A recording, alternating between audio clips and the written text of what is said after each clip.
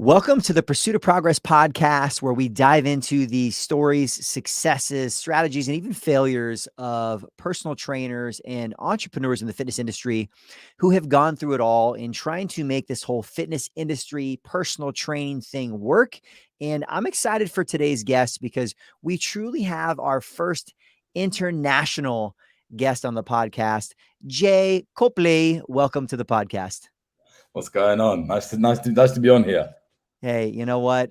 It's probably nice for other people to hear such a handsome, deep voice. I'm going to imagine especially for the audio listeners, they're immediately going to go look it up. Like, wow, this guy he sounds very smart. Um, love it. Best intro I've ever had.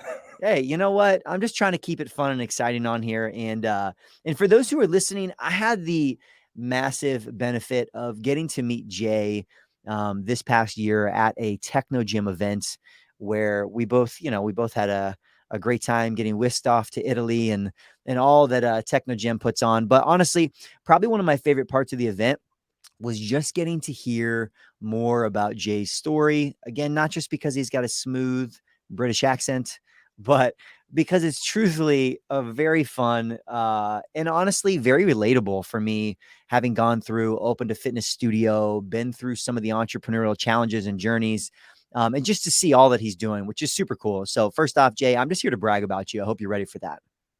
No, honestly, before we even get started, let me just tell you now a little bit about Joe.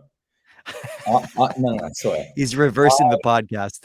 I thought I've got to say before we get going, I've never met someone who, on paper, if you saw what Joe was like talking about at this event, you might be a bit like, oh, yeah, it sounds interesting, but it's not going to like blow my mind. I swear to God, like this geezer can make any like. There was this whole workshop about isometric, and the title was literally just like isometrics and something else.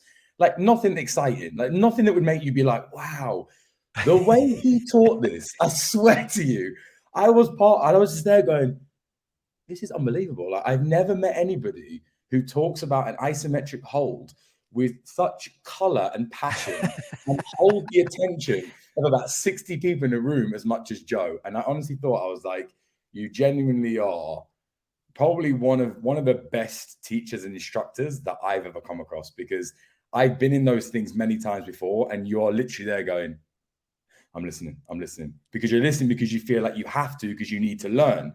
Whereas you made it so much more, I get to learn. This is so interesting. And I went away from it and it was just fun. It was playful. I learned a lot.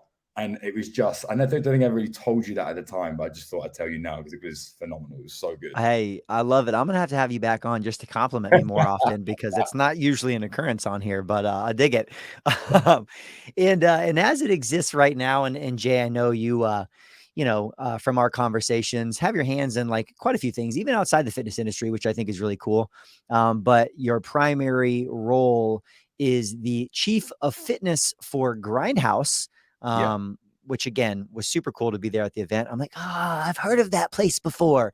And then to get to hear the story. But and for those of you guys who may or may not, especially, let's say in the States, know more about Grindhouse, I would say definitely has been very much like an international brand in regards to not just high-end boutique fitness, but also all that you guys are doing in the online space with the app and the technology side of things. You guys have your own wearable technology as well. That's correct.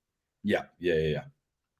And then also running your own brand, right? I mean, you as we were talking before we jumped on here today, still have some clients that you work with. You were a Marine Commando, right? You're one of the Royal Commandos. Yeah, that's kind of how it all started off, to be honest. It was a classic story of a kid at school, didn't really know what he was going to do. Dad never made it in the military, so somehow gaslighted his son into joining the military. I'd love to sit here and say, like, I was born and bred. I loved it from the start. It literally started. We're talking about like daddy issues here. It literally started with me watching an advert about the Royal Marines, thinking this looks hard as nails, and my dad being like, "Yeah, I don't think you could do that." And then somehow, it was one of those moments where when I was there, I was like, I shouldn't be here. I don't know what I'm doing here. How did this happen? Honestly, I remember like the first day, right? This is a little story. The first day that I joined. For those who don't know, Royal Marines Commandos is like an elite fighting force in the UK. And when you join, the slogan is 99.9% need not apply. And obviously, you think to yourself, my God, you've got to be a real person to kind of pass that. And I remember on my first day, I knew nothing. I couldn't even iron. Couldn't even iron. I'd never myself, like no idea. And I remember I rocked up, and no word of a lie, the corporal of my troop was called Corporal Payne. Genuinely, that was Corporal his pain. Corporal Payne. And I turned up and I didn't know how to address people in the military. I didn't know how it all worked. I literally had no idea. I was just like a fit, in shape guy who thought it was just all physical. And I Yep. rocked up. I'll never forget the first day. And there's 70 people. Every 2 weeks, they take on 70 new people. And there was these wardrobes, 35 one side, 35 the other. And they all had your name on. And it says like recruit, whatever. And I swear I could not find mine. I couldn't find my name. So I went up to this guy. I don't know how to address. So I went, oi, mate.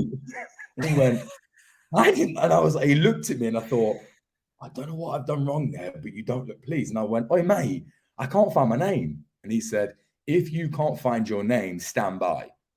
Don't know what that means. I don't know what that means. Stand by what? I have no idea. Turn around and I just hear a whistle. And he's like, Copley. And I walk over and my name is on this wardrobe. And he just went and just clocked me, like proper clocked me. And I remember just being like this and thinking, oh my God, I'm in this is a man's world. I was like, this is way back in the day. I was like, oh my God, I'm in a man's world. And in that moment, I remember thinking, what am I doing here? How has this happened? Why am I here? And it's just literally, yeah, the weirdest entry to military ever. I love that. I love that. Yeah, that's a pretty big wake up call. Yes. Well, and so for you too, obviously, and I can relate as well. I never ended up in the service, but came from somewhat of a service family, and the physicality of the armed services was like something that was kind of attractive to me, especially as a young male. Never made it in there, but obviously went into the fitness side. How did that kind of parlay into you getting into fitness and training, right? I think especially for people who are listening, I think it's not only fun, but I think it's helpful to understand. It's like, okay, here's this guy. Here's all the things that he's doing now. Enterprise level entrepreneur, multiple businesses. How did you get into fitness and training from the Royal Marine Commandos? Was it you got out and that was the first job you got into? Talk to us about that a little bit. Yeah, so when I was in the Marines, I wanted to be a PTI. So I wanted to train new recruits to kind of go through their training. That was always my goal. And I got injured and I got medically discharged. It was either you could stay in and be like a clerk or a stores. Like I wouldn't be able to be a general duties Royal Marine anymore. And I was like, I Yeah. can't continue being here if I can't do what I want to do. So I left. And luckily when you leave, they have to make sure they put you on some sort of course. They won't let you leave without a job. So they have to get Yeah. you on something.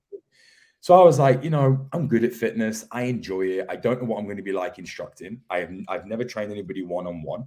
I've never taught a class. I have no idea. And again, went on that course. Like what I just said to you then, it was like a snooze fest. It was like, I have to learn this to get what I need. But like Yeah. if I had someone like you on there, it would have been genuinely my entry to fitness would have been much more enjoyable. Like I think I would have thought this is going to be an amazing career. But I remember getting into it just thinking, I just need something to pay the bills. Like I need to pay my bills, and fitness seems like the next kind of route. So I remember I joined, and I know how a lot of PTs start out in the UK is they'll join like chain gyms. So, Virgin Active or like a Pure Gym or some big chain gym. Yeah. I was lucky I didn't. I went straight into a one-to-one personal training private facility. I was lucky the guy who owned it, his best friend was in the Royal Marines. So he kind of took a liking to me. I was like, I have no qualifications bar my PT level 3, and he took me on. Yeah.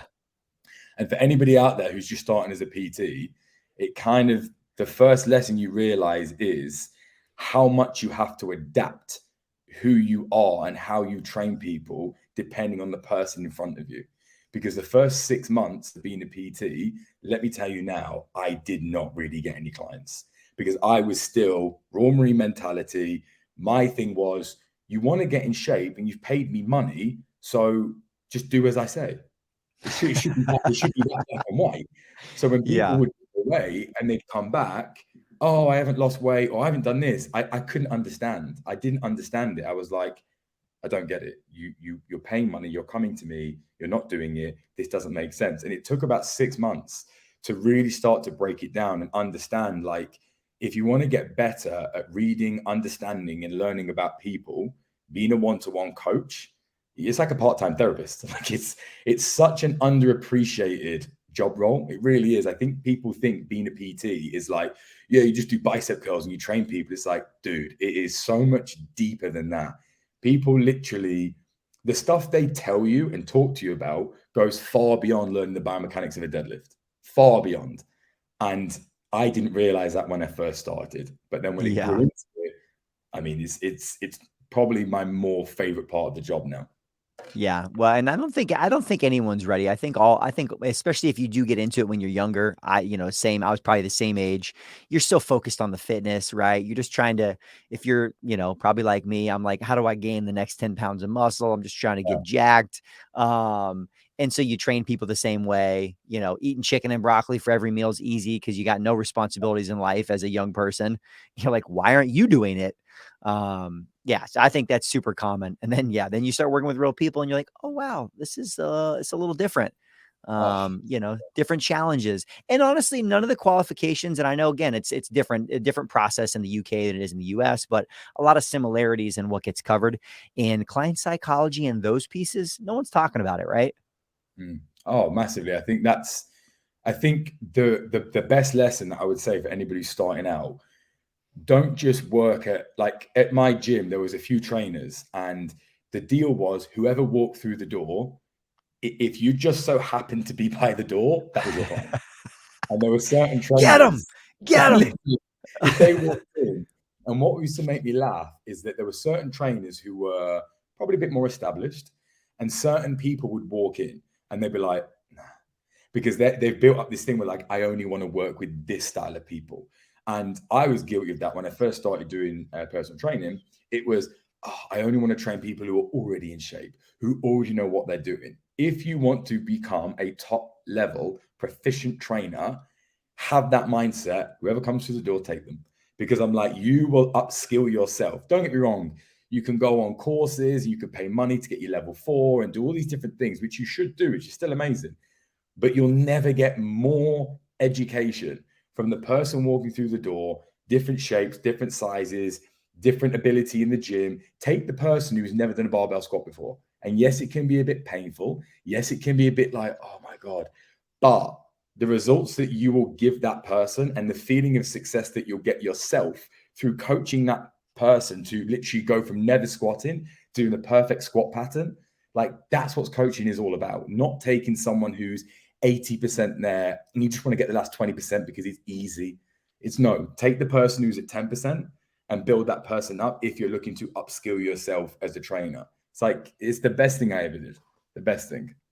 That's great. And how did that turn into you? I mean, I know we were talking before as well that, obviously you love personal training. You've continued that throughout. That's really how you got into things. But then I know from being with you at the event, a big part of what launched you into the creation of Grindhouse and the journey for the app and everything else that was happening during the pandemic was your time working at Barry's. So how did that happen? How did you go from one-on-one in a private studio, right? You went right in there, which is hard for a lot of people to do and succeed, and did well there over time. How did that then turn into you becoming a group instructor, which are two very different things? How'd that happen for you?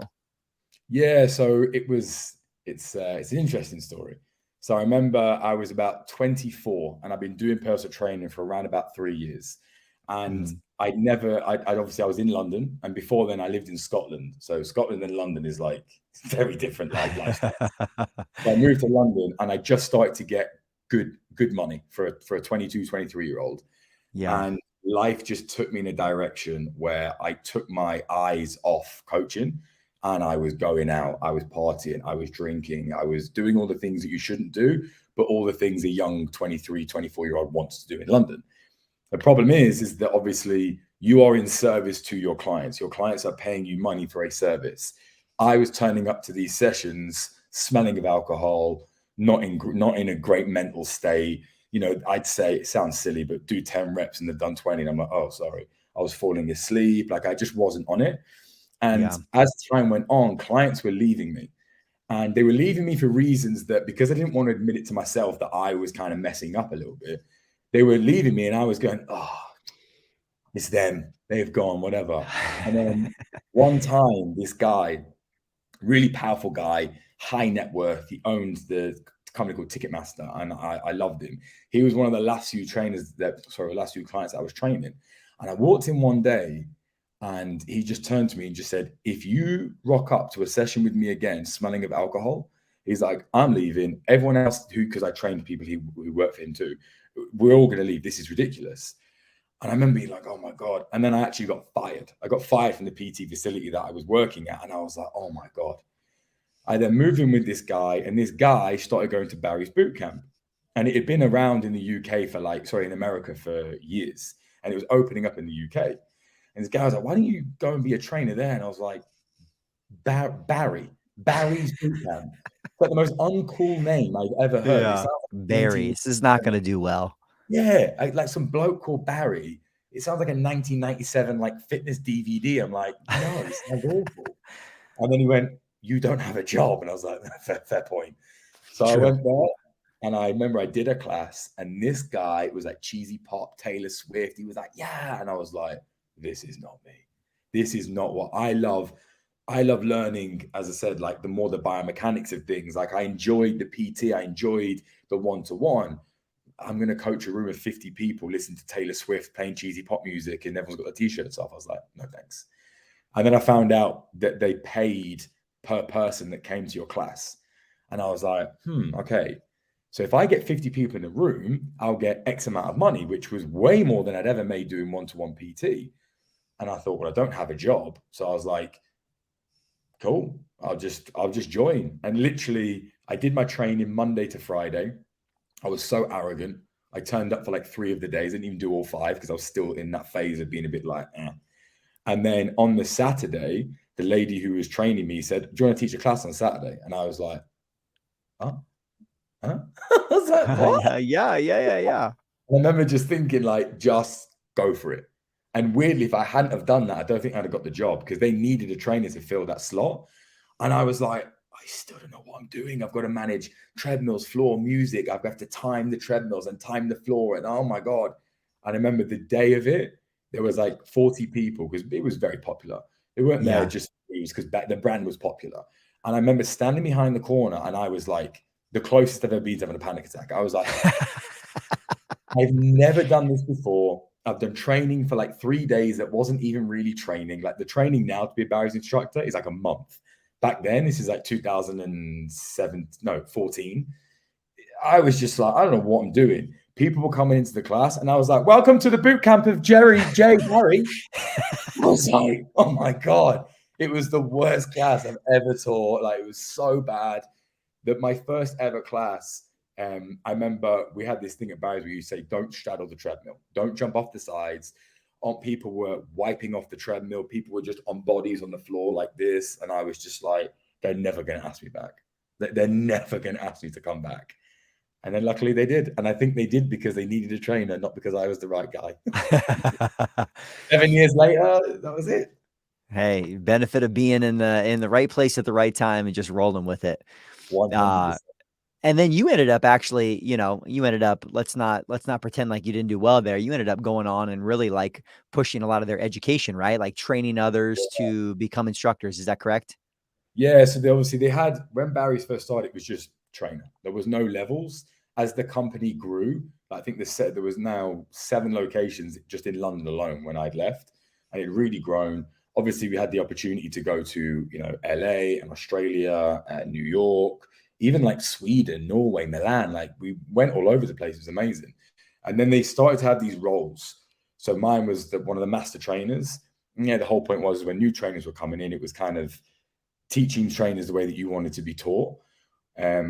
Just going off on a tangent a little bit with that, if anybody does kind of group training at the moment, what I would say is just really explore yourself and who you are as an instructor, because it's like learning to drive a car. When you learn to drive a car, you have to learn mirror, signal, maneuver, both hands on the steering wheel. You've got to do all the things to pass the test. Once that is done, start to explore who you are as a trainer, because the reason why people will come to my class or Joe's class is because they like Joe and they like the way that Joe does it. Yeah, he's got great music, he's got a good voice, he knows what he's doing, but really they do it because they like Joe's energy. Me and Joe could be teaching the exact same class, same class, same curriculum, in the same space with the same exact clients, but they will enjoy the class for different reasons. So I think in that respect, when it comes to being a trainer, the thing I learned then when I was coaching other people was literally coaching that, bringing that out of them. Because teaching someone to do the class probably takes you about a week. Then after a week of knowing the bare kind of nuts and bolts of what to do, the hard part is letting yourself go, being you, because that's why people are going to buy into it, because they want you. Like, I want the way Joe taught his workshops in Techno Gym. Like, that's what I want. But I don't, someone else who does it, I'd be like, oh my God, this is so boring. But someone else might enjoy that style. I doubt it, but they might do. But I enjoy the way that Joe would do it. So I'd say, like, in that role, when we became the master trainers and all the young people who are coming up, that was the key thing that we really tried to drill in with them. It's like, if you like rock music, play rock music. If that's what you genuinely vibe to and you enjoy it, play that. Just be yourself, so to speak, but just let that come out. But that was a really interesting part, and that was probably the first phase of understanding on a much deeper level, not just clients. I'd only ever dealt with clients before, but now dealing with teaching trainers how to train clients. And that was the kind of next step. Yeah, and how do you feel like that impacted even your personal training, right? And the reason I ask that is because I'm a strong believer in the benefit of being able to do both, right? You get to a place where if you can coach a group class of 40 people and have them on point with their exercises, with your coaching cues, with everything, you get back to one person and it's easy, right? You can focus on other stuff. So up until that point, you hadn't really done group classes, right? And then obviously that became a big part of what you did. So how did that impact, or did it impact like your one-on-one? Talk to me about that a little bit. It was definitely, doing one-on-one became way more fun, because when you do group training is great, but there's only so much you can do. So for example, like, I've only got this amount of time in the class. You're like a conductor. You're conducting the orchestra. That's what you're doing in a class. You need to Yeah. make sure the first and foremost thing that you're able to do is that class runs smoothly. That's the main thing you need to be able to do. If Sally is doing a squat in the wrong way, it's like, if you've got time to get to Sally and help her, get to her. But if that stops you from running the smooth class, you just can't, because that is your role first and foremost. So what happens is that you would see people in class and you'd be like, oh, she just did this. If she, like, even something really simple, like the way some people were squatting, I'm like, oh my God, if you just put some plates underneath your heels, your squat pattern will be so much better. Like, it'll be so much better. But in class, you haven't really got time to do that all the time. And the really beautiful thing is after each class is you would go up to those people that you saw and go, do you mind if you just hang back for 5 minutes after class? I'm so sorry. Like, I just want to take you through the deadlift. I just want to show you how to do it, because I think once you've got it, you'll really understand it and you'll get it. Seeing that person after class and taking that time with them and having that light bulb moment where they kind of went, oh my God, like, it's really not that hard. What it meant is that when I went back to doing one-on-one people, I was so much more patient. I was so much more patient, because I was like, I've got all this time and I've just got you. And if you don't get it right the first time, it's fine. Because the class environment I've just been at, I've watched people for 3 months do it wrong. And I'm like, oh, that's so annoying. So being able to go back now to these people and being able to teach them the right way, it felt quite light. And it just felt really like good to be able to go, oh my God, I can coach you. Because I don't know about you, I can't speak for everybody, I speak for myself. When I was doing a lot of PT, there is no way, if I had, let's say, 10 clients in one day, they were not getting all the same amount of time. I'd say clients 1 to 3 had my focus. Clients 4, 5, 6, I drop off a little bit. I might perk up a little bit 7, 8, drop off a 9 and 10. It's impossible to keep it like this. But when you got from the class environment, went back to doing the one-on-one people, you were able to focus a little bit more because it does feel a lot easier doing it. And as long as you understand they're both separate things, they're not the same. They're both separate things and they both give their own complete enjoyment. And that's why I say to anybody, don't lose both things. Don't just become all class instructor and not doing the PT, because either one of them, when you get a bit frustrated with PT, you're like, oh, I've got this to lean on. And when group classes gets a bit annoying, you're like, oh, I can go back to my PT. It's nice to kind of have both. Yeah, and I like that. I think we've both been around long enough to see people do a mixture of, right? People who only do one-on-one, some who try to only do classes, and then those maybe who kind of go in between. And I think the thing that I found is that the ability, and maybe there's a personality element to this as well. Like I realized for me, there's a certain element of variety in my work that I enjoy. I think if I was only doing one thing, right? If I was only doing this podcast, I would get sick of it, right? But I think the same thing with training, because we've all done that, been there 8, 10 sessions in a row, one-on-one. And then on the flip side, and I'm sure you've experienced this with Grindhouse. I know when we opened up our studio, I did teaching 6, 7 classes in a day, and you're just wrecked because classes just require so much of your energy if you're going to deliver. Right. Yeah. So it's really tough, I think, to make a career out of doing only one of those because you just can't manage your energy the same way. 100%. I think it's we get, as you would say, the sort of dollar signs in your eyes. It may look good on paper that you're like, I can make all this money.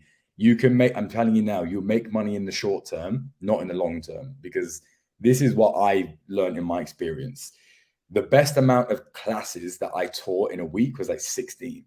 So it was that's across like 7 days. So I would do 2 one day, 4 the next day, have a day off, and kind of work it like this. It kind of worked out quite nicely.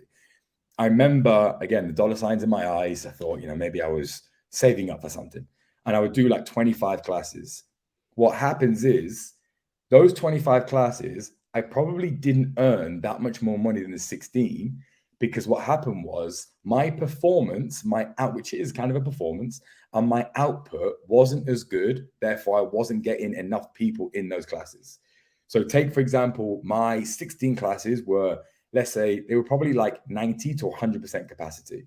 When I Yeah. stretched to 25, it dropped to like 65, 70. So on paper, like I'm doing 25 classes, but no one can give that much of themselves and keep it at that level. And people know that because boutique fitness is expensive, and you must respect the customer who is coming to your facility, parting ways with their hard-earned money. They want the top level from you. And I'm telling you now, in this crowded market, if they don't get it from you and get it from your studio, they will go somewhere else. So although you can get a bit like, I want to earn more money, it's like, trust me, it doesn't work out like that. Like, do what you feel good with, do what gives you excitement. Don't be doing classes where you're like, oh, I've got to do this one. If it's your own business and you're starting out, ignore everything I just said. You're a Yeah. slave. You have You're to do just it. going to do it. You're just going to do it. If you've got the option to pick, like, trust me, like if you're at a level where you've been doing it for a while and you're thinking about expanding up, I think you'll start to drop off a little bit personally. Yeah, and the last piece that I'll say on that, I think in regards especially to the group classes, training, because I just really like the ability to do both for a lot of people. It's not for everybody, but I think is that even as you look at that, right, there's how you start and then there's where you're trying to go. And I think Yeah. the other benefit of getting to like what you said, aside from your energy management of only having so much, obviously the nice thing about group classes is it's a consistent block. You're going to get paid. One-on-one doesn't have that, even though your group classes might be variable. But I think over time, you do. I think the benefit of holding on to that, you're in front of a lot of people. You have a lot of potential one-on-one clients that you're accessing because of the groups. But over time, there's a benefit of having that be limited, right? Again, if like you said, if you're available for 20 classes a week instead of 8, well, then there's less need to maybe want Jay one-on-one as well, right? So I think that's just the equation that you're kind of weighing out as you continue on in the industry, kind of doing both things. Yeah, that's a great point. Like, if you are someone who does both, it's a perfect point. You're an audience full of people. Like I said before, if someone's not doing a deadlift right, it will mean the world to them if you pull them to one side. What do you think the next natural progression is? You can't deadlift. I'm going to help you after class. Oh, I can't do this. How do I learn how to do this? Oh, I also do one-to-one coaching. It's a very easy transition. but you've got to get that pot right in the middle where it's like, if you can make somebody feel seen in that class, you know their name, you learn something about them, or you just help them in that moment. You have that point of contact, whether it's touch or whether it's verbal, but just something. That person, if you want to turn them into a one-to-one, whether it be online or in person, it's a beautiful segue into making that happen. Beautiful. And I want to transition a little bit into getting into more of like what you're up to now and kind of how that transpired as well. Because first off, I just think it's a cool story that people will benefit from hearing. Um, again, if someone finds you, they follow the links in the show, they find you on social media, they go, this guy's like, hey, they got like a decent little following. I look at Grindhouse, like, oh wow, like, there's this like, massively growing entity and people and technology and app and everything that's there as well. But you had an interesting transition into all of that, right? I mean, because Yeah. you were working at Barry's boot camp, and then the lovely pandemic hit, and what happened? So what I would say is, before I go into this story, keep in mind, you have to focus in your journey on delivering a good service to people always. So just remember that as I go through this story. People, think just people, people, people. So People, when the people. pandemic hit, it was Barry's are under no obligation. You're a self-employed trainer. It's not their fault. They're under no obligation to help you. They are a business who are trying to keep their own head above water. So there was no ill feeling towards them. It's like, dude, you got to do what you got to do. But it's like, Yeah. so sweet. I'd never taught online in my life. I'd never done online coaching. I'd never spoken to the camera and taught. No idea. It's only in person. That was it. Pandemic hit. And I remember just being like, okay, I've got a little bit of savings, but it was a mixture of, I want to provide something for people because I'm a bit bored. I also miss you kind of forget when you're a group instructor, yes, the people get a lot from the class from you get so much from them. And when you don't do it and when you don't have it, you realize how much of an impact that has on your day. Think of how many people you come into contact with every day. Now you're in pandemic, you're sitting in your one bedroom flat in central London and you're just like, oh, this sucks. And I want to get connection again with people. And I saw people were doing their own things and they were putting these platforms out. And I was like, yeah, this is great. Fitness is really popping off. Like, let's face it, everybody became a fitness professional in COVID. Like everybody did. Yeah. It Everyone's was, running classes. oh my God. It was like you went on Instagram, it was like a sea of like lives. Everybody just going, grab your water bottles and your cans of beans, let's do a workout. And I was like, oh my God. But I remember thinking, like with Instagram, this is great. This is the platform I want to use because I can connect with people. Let's say I just filmed a workout and sent a link to people. Yeah, I'm providing a service to people and they're getting to do my workouts, but I don't get that connection with these people anymore. So how can I monetize off that? I remember thinking, how can I monetize off Instagram? Like it's a free platform where you're just doing lives, So for the first week, I basically started a Instagram page and said, look, anybody wants to turn up, do a workout. I'll be here at 7 a.m. every day, in my kitchen, roll out a mat, grab a pair of dumbbells, and here we go. Obviously, I was very lucky that my following from Barry's, people were joining in. And the first session I ever had, there's a few hundred people who were doing it. And I remember being like, this is it. This is what I need to do. Not because of the workout. Like when I tell you now, my phone was glitching. It was like, I think I live on a canal in London in a flat, not a boat. And there was like dogs barking, swans going off, people shouting. I was like, oh my God, this is so bad.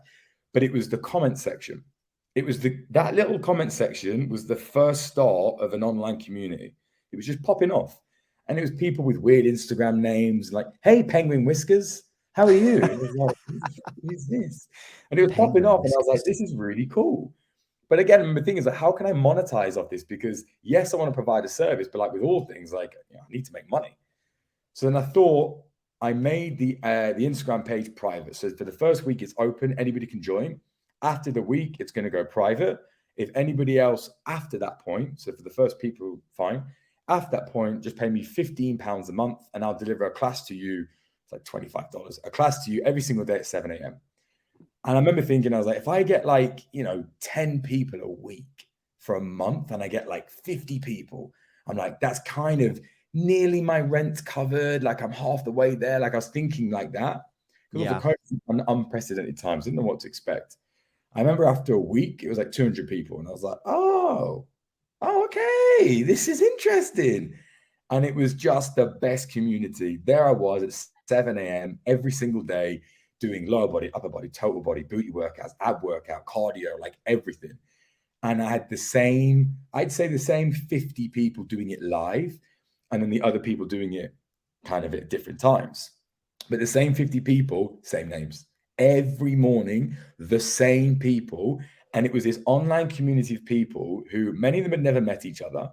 And weirdly, many of them went to Barry's boot camp, but had never interacted with one another. They just recognized the profile pictures. Yeah. Yeah, they were chatting away. And I got so much from this. And I think they did too. And it was incredible. And it literally grew. I think the most amount of members I had was like just under 1,000. And I remember just It's thinking, I was like, crazy. this, it was amazing. And then it went from there, from London. The borders opened up in London. I flew to Ibiza and I worked out in Ibiza for 2 months. And at first, I didn't know how people would take it. I thought they'd feel a bit like bitter that like I'm on a beach and they're in their This flat. guy, what is he doing? Literally, I was thinking, Yeah. I don't know how this is going to go. And it was amazing. I got more subscriptions from people when I went to Ibiza, and then I went to Dubai after that, because it was like I was taking them with me. And it wasn't just a workout. It was like I did a little pre-chat before and a post-chat afterwards. Everything went wrong that could have got wrong. Like everything went wrong. I had one time in Ibiza, bearing in mind, you're still trying to have an element of professionalism. And there were these people in a place called Can Soleil. And the guy who owns Cirque du Soleil has a massive plot of land there. And he throws the wildest parties in Ibiza. And obviously, I'm just out in the wilderness. Like I'm there, there's a beach behind me and these rocks. When I tell you now, there was about 4 or 5 people high off their face on acid. And they were all just around me like this when I was trying to do the workout. And I was like, oh, yeah, so And the people watching just loved it. well, that's the thing. Like, again, the professional part of you is thinking it's all going wrong. Like, I'm offering this service. This is going so badly. I had to keep stopping my workout. And because it was live, there's no do overs. It's just, this is Yeah. it. And I remember just thinking, I was like, oh my God. And it was the first time where the comments were just blowing off. And this is hilarious. Some people were tuning in and weren't even doing the workout. And again, it was the real importance of community where we realized what then led us on to do Grindhouse was just how people and community for us, I'm not saying for everybody, is the most important thing for us and what ultimately builds the brand that we have today. It's people, community, offering a service to people that is, yes, of a high quality, but also those people feel seen and that they know that you know who they are. You know what the name of their dog is or who their partner is. Or in that short term, obviously, as a company grows, it's very hard to keep hold of that. But that short term, you need a core group of, say, 80 to 100 people. That core group will grow your entire business massively. That's awesome. And then I know over time, you got some other people involved in what it was that you were doing, and that was kind of the essentially the launch point for all that you guys have now, right? Yeah, but it started that me and my friends were all doing our own platforms, but individually. So ironically, we were all in Ibiza. We all went together, but it was like Louis was doing his awesome program. Connor was doing icons. I was doing, it was called the Collective. And then one day we were just like, why are we all doing this individually? This is really weird. Like we're all best friends. Like, why don't we just do something together? So we all came together and we sold a ticketed event to a live workout with the 3 of us. And we were like, we can get like 20, 30 people to buy a ticket and all do this. And we went to this plush 5-star hotel in Ibiza, and everyone needed exposure because it was COVID. So they wouldn't let us there now, but they let us there and we rolled down that time. We're all staying there. We had like 500 people who bought a ticket to the first workout. It's When I tell awesome. you now, again, talking about professionalism, the first workout, Connor threw up. Louis passed out, like fully passed out from heat exhaustion. Connor Yeah. physically threw up on camera, and I was just standing there trying to keep it together, just shouting at them. And it was chaos. It was absolute chaos. But from that, again, the community, we were like, it was the rumblings. And we knew that if we didn't level up, we were going to get swallowed ultimately by the other people who, after COVID, had seen the online fitness market grow. And, Yeah. you know, Nike, Les Mills, even Barry's, Peloton, like they were growing and growing and becoming these absolute colossal giants. We were like, well, the Instagram platform may be cute now, but when this all is over, we need to level up. So we all literally, in short, came together and said, we're going to go all in. We're going to build a business together. We're going to film workouts. We had this really rubbish website to begin with. And then we needed investment. So let's just do this. Let's just go all in. And because you know what? If it doesn't work out as a fitness professional, you've got the skills to go back to being a group trainer, to go back to doing PT, which I still do to this day, by the way, because I still love it. But there's no fear. We have a skill that we can take anywhere and we can apply it anywhere and we can start again. So we were just like, let's just give it a go. Let's just go. And the reason why I say people is because we needed a 1.6 million pound investment. And we only got that because of people. We only got that because the connections that we built all throughout our Barry's careers, all throughout the pandemic, people built Grindhouse. We had the idea and we're the ones who kind of got the ball rolling. But the people who solidified what Grindhouse is community and people. And without them, we wouldn't have what we have today. So all those times where, you know, you took Sally to one side and you helped her with her deadlift. You don't know, Sally could 10x your life. You've got no idea. And just carrying that through PT and group training, if we hadn't have done that all throughout our career, we wouldn't exist. If we were just 5 people saying, we have an idea, we have a concept, like give us some money. Loads of people do that. It's the relationships that we forged over 7 years that built that business. And if we hadn't have done that step by step, there were people who were giving us like a huge amount of money to help us to get going. I'm like, oh my God, like you're just, you know, Charlie who came to my class for 4 years. I had no idea. Like, wow. And that's when you're like, the body of work that you do in that time. That was the best thing for us. Huge. Well, and I think there's two massive, well, there's a lot of stuff that we could unpack from what you just talked about, which is just, like I said, that's the story I wanted people to hear, because I think it's just crazy how if you start taking action on things and things just unfold, right? I think, you know, the history will continue to favor those who just take action without really knowing what it's going to lead to, because there were a lot of coaches and trainers who didn't do anything during the pandemic, or maybe they tried a little bit, but they were afraid to really put themselves out there. But I think it's an indication, and it's not a brand new thing, but I think the pandemic, I saw it even more visually with social media, and it's been happening for the last decade, but just the power of the power of your personal brand and building a brand. I mean, we're at a place where, although there are giants out there in the industry like Peloton, like Equinox, whatever, I think the brands of the future are built on relationships and connections. And that was, I think, kind of the cool thing is, you know, again, you have these crazy things that happen throughout history, and usually there's opportunity in there. And, you know, people were looking for connection. They were looking for a distraction, right? All these things. And, you know, you guys obviously provided all of that, and weren't afraid to kind of keep taking action and trying to do what you're doing. But I think that's cool, because I totally agree. I think people, even now with Grindhouse, you know, and mostly because I was following Grindhouse before we met. And then since we met, I stalked it even more. And there's no doubt, like, the Grindhouse itself is now a brand that's bigger than all of you guys, but your brands are still really powerful in that company. You know, as I look around at all the content, all that you guys are doing with Gymshark now and on YouTube and social media, everything, like the personalities are a big piece of that. And I don't think that's going to go away in fitness. Because it's this, right? It's like what keeps people come back in is it's Jay Copley. Yeah. It's very that. It's like on our Instagram, so that's a great point, is if you were to scroll right down to the bottom of our Instagram, it was like, hey, come and train with me. Like, it's terrible. It's terrible, because it was like we were in a new market, a new space. We'd never been online before. We didn't know how to act. And it's all about growing out of your comfort zone, as cheesy as that sounds. It really is. I was comfortable with my little Instagram platform, with the people that I knew. And I was like, I'm good here. I feel safe. They know me. I know how to work this. This is great.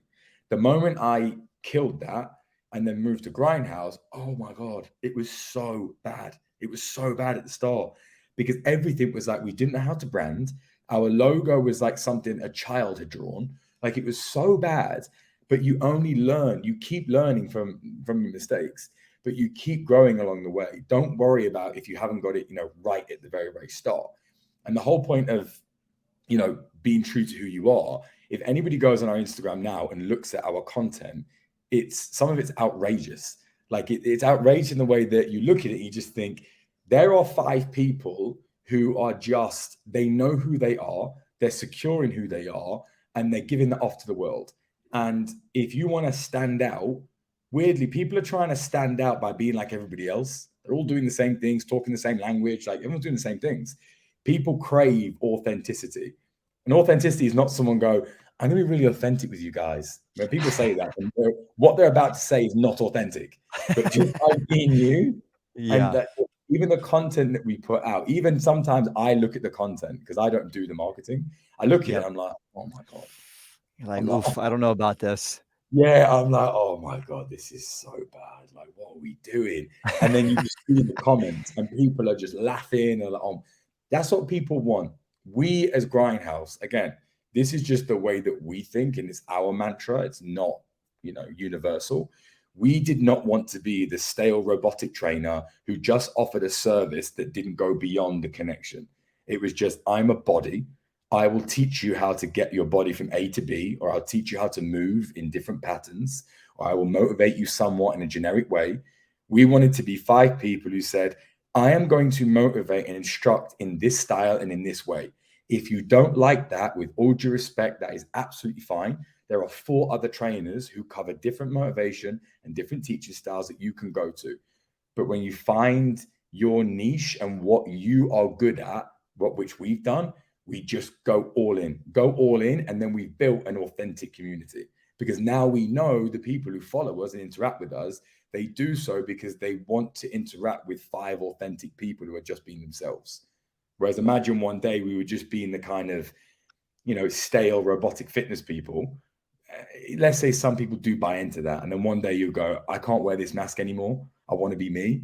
You be you. And you're like, well, you just built a brand over like robotic. Hey guys, welcome to, if you want to change that now, like you can, but people might go, hey, this isn't who I signed up with.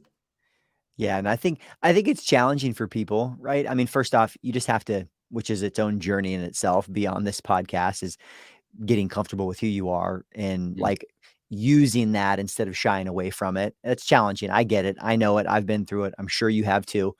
But to me, like if you can get to that place, that's just the cool power of social media for all the shit everyone likes to talk about it. And it's like, it's ruining society. Maybe it is. I don't know.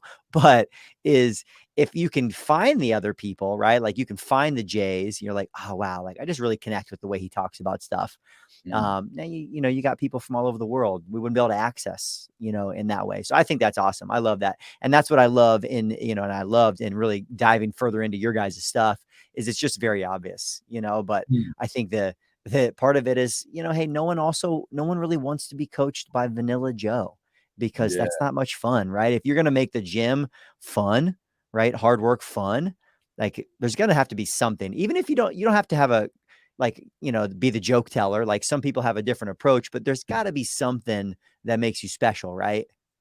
100%. I mean, even the other day we had a call with one of our clients, and he was giving us some feedback, and he said, I just hate when I'm doing Connor's class and he sings.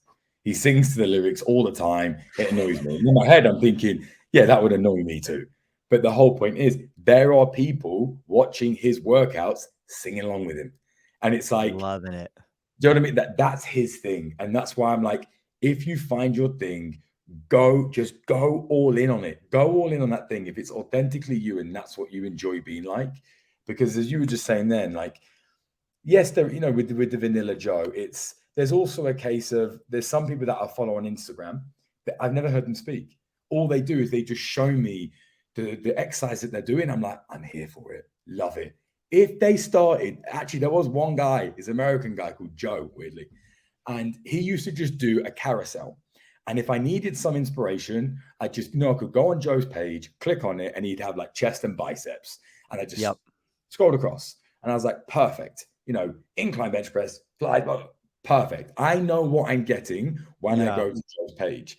Best believe when Joe started to change and do reels and You're like, go, wait a minute. oh, he would be like, hey guys, today I'm going to, I'm like, no, Joe, this is not what I want from you. It's Like not this, what I signed up for. no, I don't follow him anymore because it's like his content just went so far the other way. Now, if that's Joe being authentic with himself, more power to him. It's Yeah. my loss, but it's his gain if he's finding out who he is and he enjoys that more. Totally with that. But this is what I mean in terms of finding something that you're really good at. For me, if Joe just stuck doing that, I was like, he's the best. I didn't know what his voice sounded like. I had no idea. So if you're that person too, and you're not a personality, I think social media can seem somewhat daunting because you think I've got to be like this colorful. Hey guys, I'm doing this with the captions and blah, blah, blah. Like Joe posted, as in Joe posted a post. I think it was today, or was it yesterday? And it was like, I think this might be the hardest hamstring exercise ever. That's all I needed. I just need this. Didn't need. You just demonstrated what it was, and I was like, I'm going to do that next time I go to the gym. You've got a Yeah. great talking about stuff, but also doing that, and it's also knowing that doesn't need to be a song and a dance. Like that needs to just be, I know what I'm getting from that. If you'd have been, hey guys, my name's Joe, and I'd have been like, oh mate, just show me the exercise. He Like, lost just me show me. already. Yeah, but you've got a great mix of like what you do, and even your YouTube stuff that I remember looking at when I was at the Techno Gym event, because you've got an engaging voice, you're an engaging person. It's like that's your thing too. When you think about it, it's you and a whiteboard, and you're just pointing at things. It's Loads not of that people. exciting. Yeah.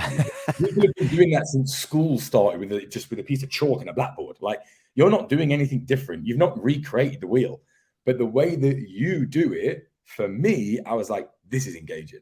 I enjoy this.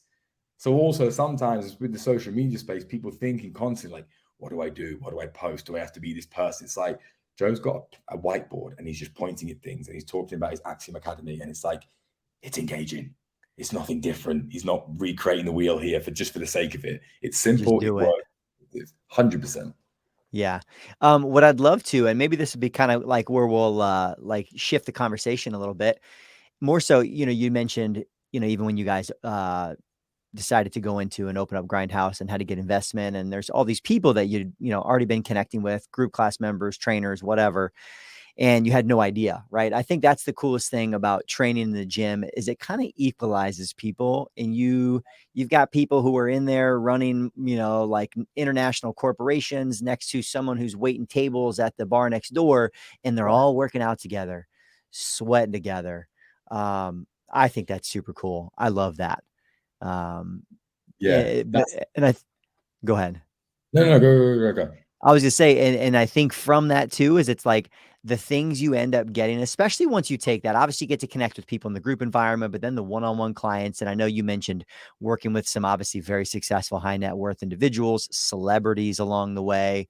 What kinds of stuff have you learned from your clients? I know for me, I've taken a lot, right? Like from business, from life, from everything.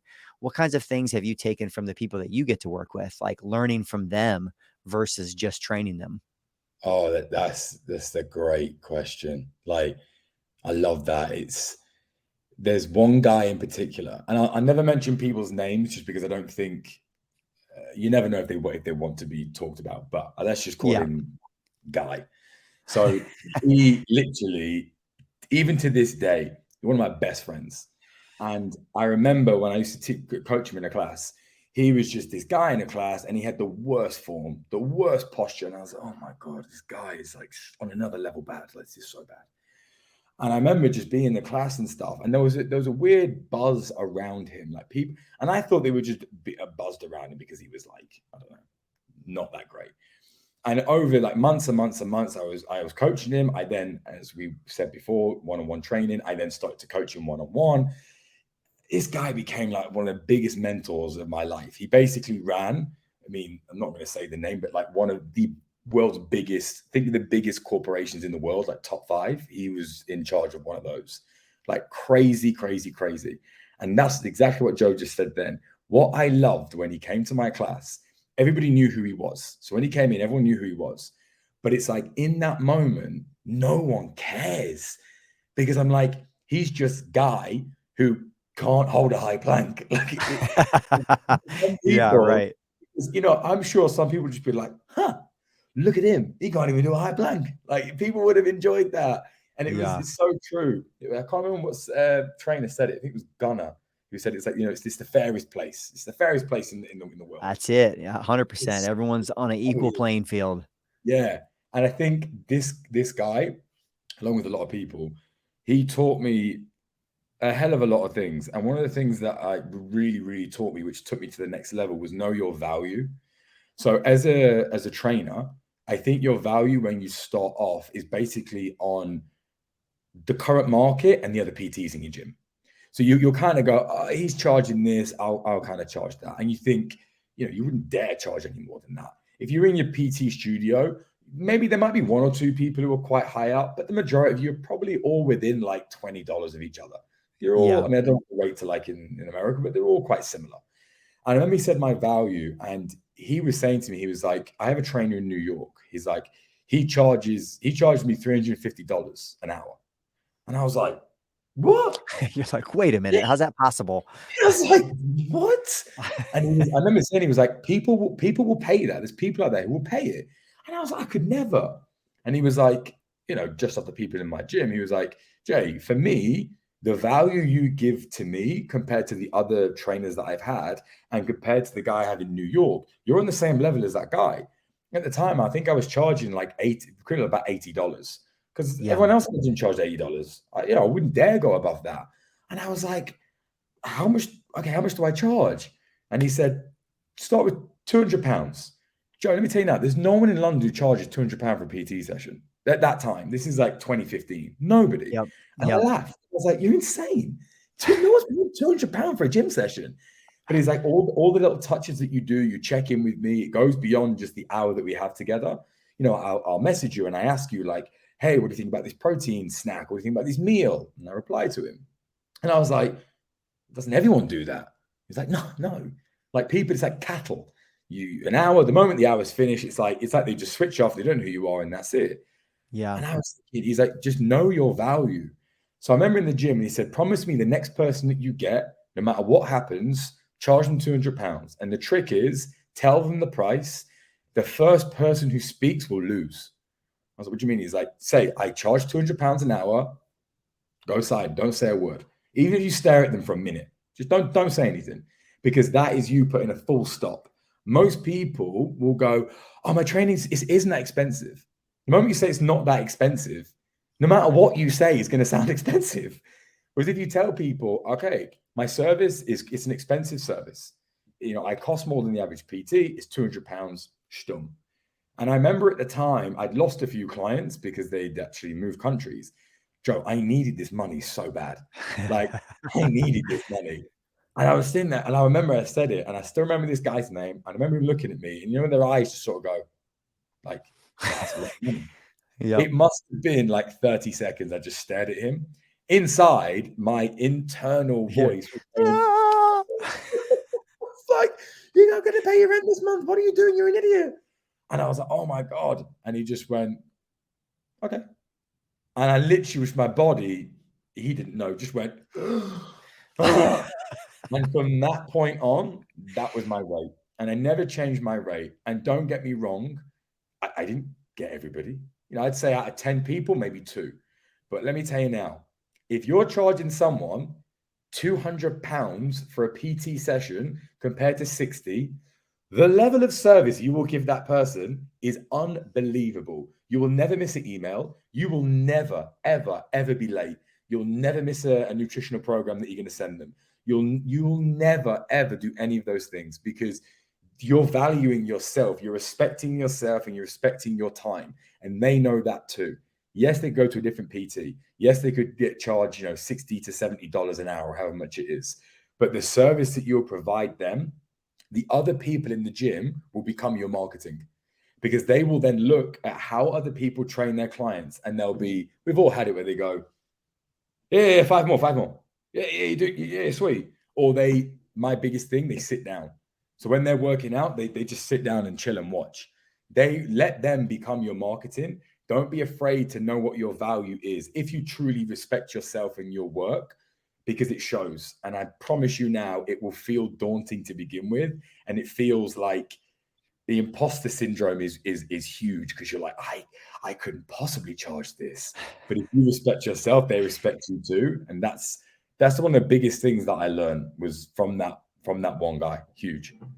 And that's awesome, because I think that actually is probably like one of the top challenges for a lot of people as they try to grow as a trainer. Because, like you said, you're in this kind of trap where you still kind of need the money, right? So the idea of raising your prices is scary, because most of us as personal trainers, we're never good with our own money, right? So the idea of charging someone more. But I love what you said is what it forces you to do. That's why for me, I like to make sure that I am doing some regular price increases over time, more so because it's like, hey, if I'm fearful of losing someone, even my current clients, because I make a price increase and they don't stay on, that was my fault. It means I wasn't worth it, right?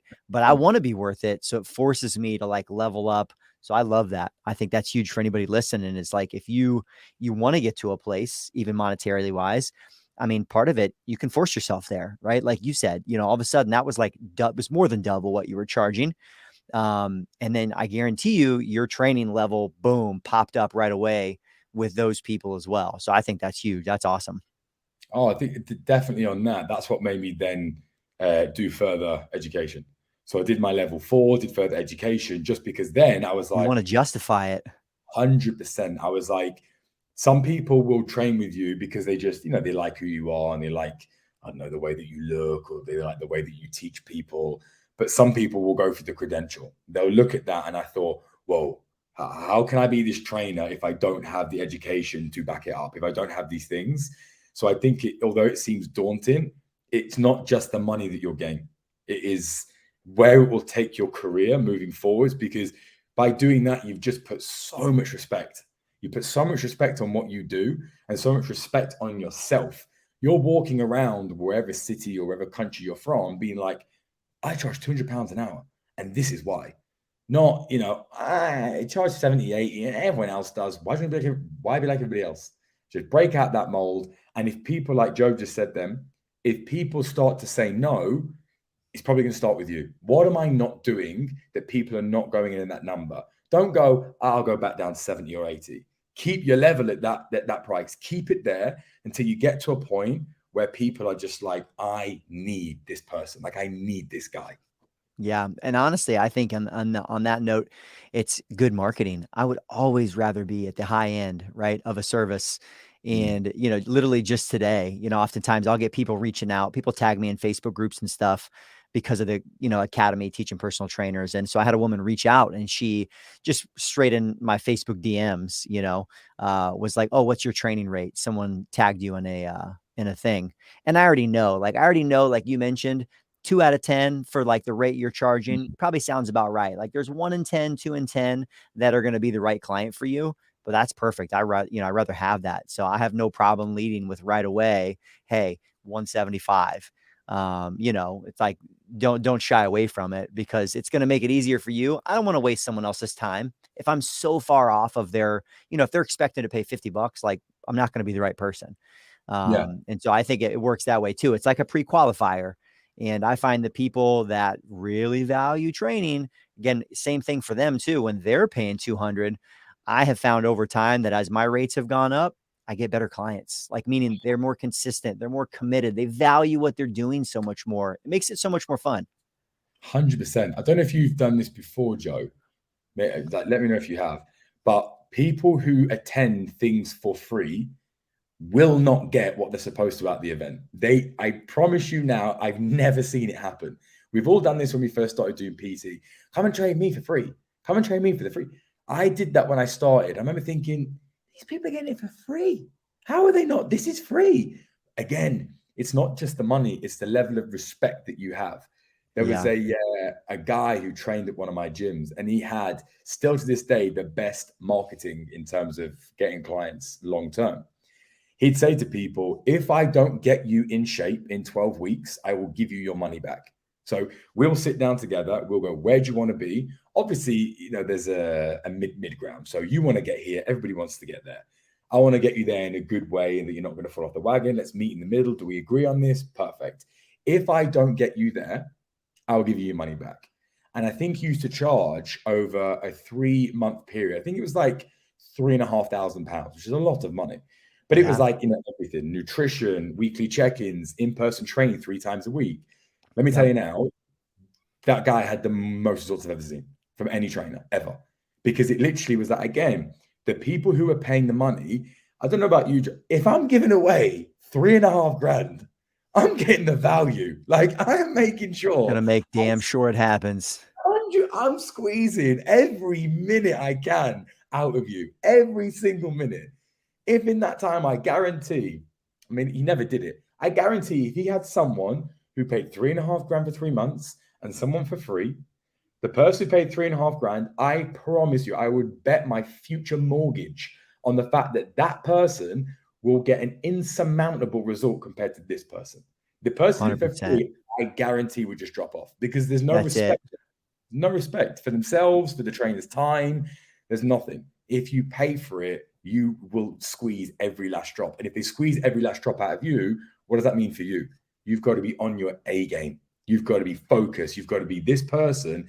This person is going to want so much more from me than the person who charges $70. I have to be here at all times and I cannot skip a beat because if I do, that person's going to go, I want my money back, or I didn't get my result because of you, not because of them.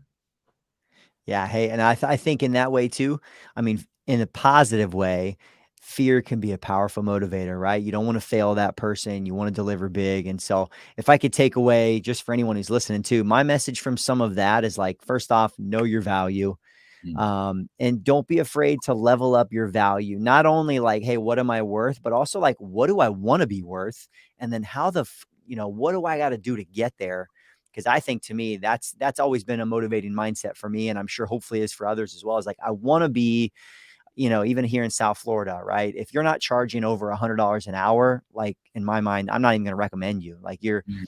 you're not putting yourself out there as like a higher level trainer, but if you want to get to 150, 200, whatever, I think it's like, boom, do it and then force yourself into it. I think that's super cool, right? That's not a message everyone talks about when they talk about pricing. Cause like you mentioned, most times it's what's your market value? What's the average? Kind of hang out in the middle. And in the beginning, you got to do that. But at some stage, if you want to make it long term, you got to say, where do I need to be? It's even like you. So, for example, you are somebody, I have no idea what you charge or anything like that, but Joe's got what you call an undeniable stack of proof that Joe is who Joe says he is. So I'd only have to click on your Instagram that would lead me to your YouTube, that would lead me to your podcast. I would be able to see, oh, this guy's like at the elite level. Like this guy's right at the top. So I'm prepared for that. I know I'm not going to jump on a call with Joe. Joe's going to go, oh, I'm $50. I'm like, what? Like, I know that. So it's not Yeah. only just that, it's yes, put your price up. Yes, put your value up 100%. But also like spend time on building that stack of undeniable proof that you are who you say that you are. Because like Joe's there. And I would look at Joe and after seeing him at Techno Gym, I'm like, wow, this guy is like right at the top level. So whatever number he says, I'm like, I kind of guess that. I'm not Yeah. going to be Sounds, shocked. sounds, sounds about right. Yeah. Whereas if you're just some like, some PT, yeah, I do a little bit. I'm like, oh, here you go. And you go, oh, I charge this. I'd be like, what? You charge what? I'm like, I've seen you in the gym, and don't get me wrong, like, there's only so many eyes in a gym. So, yes, Yeah. carry pressures in the gym, but Yep. it's still the age of social media, whether you like it or not. The amount of eyes that are on you on social media, like, if you don't know Joe or you do, you click on his Instagram and you're like, oh, I straight away. I don't even have to click on much. I know he's here. So, if I'm going to reach out to this guy, he's there. Like, I know he's going to be there. So, that's also something that's good for you to do is gain that stack of undeniable proof because then it makes it easy for you to, because when you say how much you charge, if they've done their research on you before, they're going to guess that. They're already going to know. Well, Yeah. it's a good thing to do. So for those that are listening too, where's the best place for them to connect with you, right? Because I feel like gosh, we could go for 2 hours on all the things that, you've gone through that you're working on. But I know because again, and me being able to be connected with you after the event that we initially met, it's a great way for people to kind of learn and continue to follow as well. So where are you most active? Instagram, Facebook. Facebook's for old people, right? No, I'm just kidding. Yeah, Um, where can people connect with you and learn from you? definitely. Yeah, definitely Instagram. I think we were that generation where I tried TikTok. I'm not cool enough. It's just not. Yeah, me neither. I'm not. Yeah. I don't When want to you just dance. I got nothing. I'm not going to dance. Like, I don't know. no, I think you get to a point where I said like you just accept where you are, and you're just like, Yeah. nah, I'm not a TikToker. This is my Yeah, place. Instagram's definitely my main thing. Um, Obviously the grindhouse Instagram is our main focus. So yes, we have our own, but Yep. grindhouse is the thing that we're following in the most. Yep. Problem is when you own a business too, is that we have to think to ourselves, okay, what's going to grow the brand the most? And it's building the community on grindhouse. So yes, your own community is important, but first and foremost, we're like grindhouse, I say, is the main thing that we funnel towards. But me Yep. personally, I'm very active on Instagram, very active in the DMs, messaging people. Any questions that people have, I'm a bit of a geek. Like I actually love answering them. So if anybody has a question or just like, I'm struggling with this, or can you reach out to me or whatever, there's loads of things that I had in my time. And I'm sure Joe did too. There were people who were in further along the line when I was young who helped me. And without that, I don't think I wouldn't be where I am now. So I think it's really important to kind of pass down what you've learned too. So that's what I enjoy doing on social media the most. The video stuff like that. I like doing that, but my main thing is polls, questions, help. Like if there's anything that I can help people with, I'm very active on DMs. You can just DM me and I'll answer your questions, no problem. Well, I love it, man. Well, I have no doubt I'm gonna be reaching out to try to have you back on the podcast again, especially I love getting it. in talking even more about like branding, personal branding, some topics that we didn't talk about quite as much on here. But I would say for anyone who's listening or watching, especially just to kind of relate any, let's say, things you guys might be trying to figure out, go through. I mean, again, reminder, Jay has not only gone through and built his own personal training business over time, but, really worked inside of and built other large group, high energy instructor brands like, Barry's Boot Camp, and then gone on to build his own business, right? Where now, the transition between, just teaching clients to like now teaching others how to do more of what he has done as well. He's got a lot to offer. So I just say that because I want to encourage you guys to reach out. I already know, like he said on here, he'll be responsive questions you guys might have, to continue to follow him. And I'm excited to see all that you guys have and that you're working on. I know we were talking about some things before, constantly evolving. And Yeah. I appreciate you coming on, man, giving us some time.